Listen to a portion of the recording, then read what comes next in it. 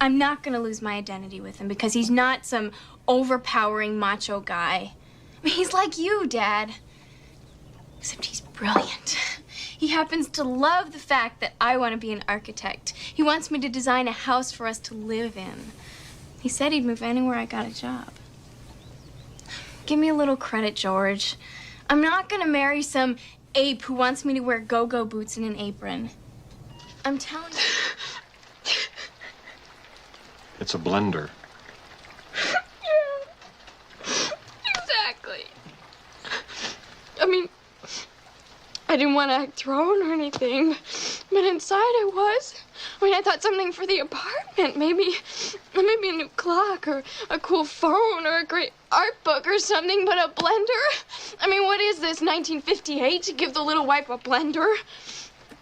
I mean, it scared me, you know, in terms of his expectations. Oh, I started to freak those out. banana shakes she likes to make, right? Well, that's why I thought she'd like a blender. I guess I can see your point. I mean, a blender does suggest a certain...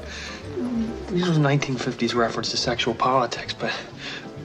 Okay, how do traditional and evolving gender roles affect your relationship? Ooh. The masculine and feminine roles, like, they should be erased at this point. Because I feel like it should be an equal partnership. Yes. And, like, whatever you're giving, like, I should give equally. We also have to think about the root of gender roles, and it's from propaganda. Right. Like the invention of the housewife, where you would see these commercials with these women with these aprons on and their heels. Yeah. And so now we Suppose I could have stayed home and baked cookies and had teas, but what I decided to do was to fulfill my profession, which I entered before my husband was in public life. Sitting here as some little woman standing by my man like Tammy Wynette. I'm a woman. I'm an alpha woman. So his first wife was a stay-at-home mom. She was a housewife. I'm not a housewife.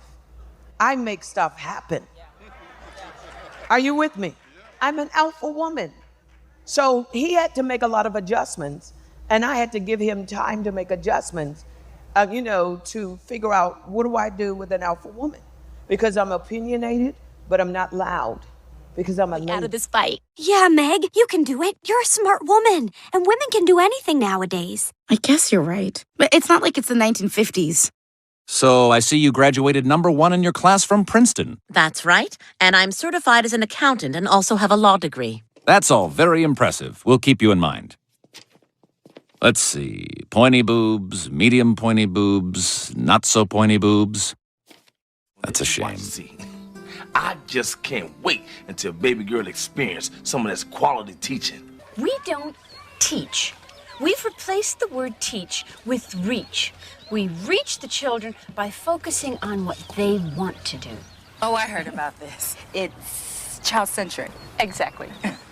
Well, it sounds like to me, ma'am, that you're letting the kids run the school. Yes. What type of program is that? So you mean to tell me if a person wants to sit in their urine, that's what they're gonna learn? Hey, class, Jimmy wants to sit in his urine, so we're gonna learn urine sitting. That's crazy. I'm sorry, y'all. I just don't understand. I'm sorry, I just don't understand. I mean, what's next? You're gonna start allowing the boys to wear dresses? Oh, see, we do our best not to stereotype the children into traditional roles. We here at Wellington have always had a gender-neutral policy. Gender-neutral? So girls don't have to grow up thinking that they only have to be housewives or subservient to men. I think that's great.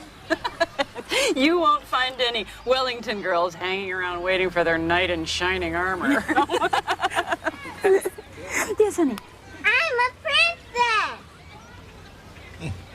No. But this is the thing. I am a huge advocate of being a working mother, of being a working person. But to me, being a stay-at-home mom is like living the dream. But it's just not a dream that is possible for a lot of women. You also have to understand I'm sure there are many women who are on benefits that would love to have the opportunity to stay at home with their children, but they're not allowed. They have to get out there and go and get choice, is it? I mean, I was talking to some of the women in the audience in the break, and saying a lot of people saying, actually, I could stay at home. home, but for my sanity and for earning my own money, having a little bit of independence, I still choose to go to work. Well, let's remember that most of the women who go out to work are on the lowest pay, on 0-hour contracts, and they've got no job security. And whenever companies or public sector people get laid off, it's always the women who tend to be laid off first.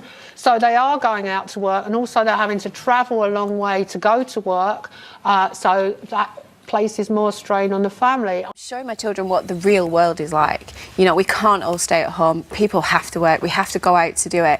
And, you know, it's just one of those things that I want my children to have a very realistic view of the world. I don't want them when they grow up to think, I want to stay at home all day long and have children. We're changing from becoming a society that used to sort of frown on women going to work to now frowning on women who choose to stay at home. Yes, I think the real problem is that mothering is totally undervalued. That whether you're a working mother or a stay-at-home mother, when you're being a mother, what you're doing is probably the most important thing of your day. And we totally underestimate things that can't be bought. You know, you can't buy the love of a mother, so we underestimate it. We don't have a decent job title. And there's constant barrage in the press about stay-at-home mothers are smothering children, cosseting children. We're mothering them, we love them, but any good mother will give their children independence and will be available to help them on the steps. As opposed it's to parenting. I still do all of those things. I mother my child, I love my child unconditionally, and I'm still there for the important things, and it's nothing to do with that. Are you more exhausted after a weekend of being with your kids than after a few days at work?